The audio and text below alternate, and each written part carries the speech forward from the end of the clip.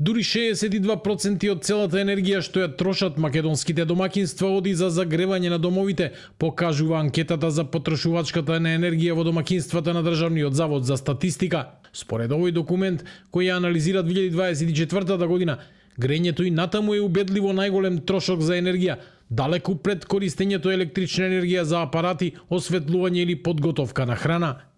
Истражувањето покажува дека најголем дел од домакинствата и понатаму се потпираат на огревно дрво како главен енерген за затоплување, додека струјата останува најкорисниот енерген за останатите потреби во домот. Во структурата на потрошувачката, по грењето следуваат електричните апарати и осветлувањето, загревањето вода и подготовката на храна. Поратоците покажуваат и раст на користењето на соларна енергија. Во 2024 година 91.545 домаќинства имале инсталирано соларни колектори, а инсталираната површина изнесува 227.686 метри квадратни.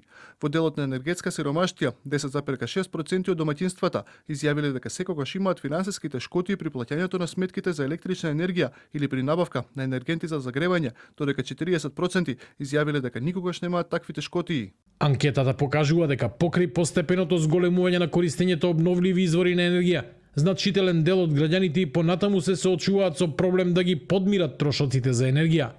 Токму затоа, прашањето за достапноста на електричната енергија останува едно од клучните социјални прашања.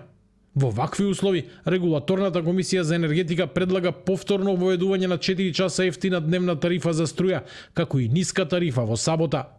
Од комисијата очекуваат мерката да им помогне на домакинствата полесно да ги намалат сметките за електрична енергија, особено на оние што најтешко ги поднесуваат трошотите за енергија.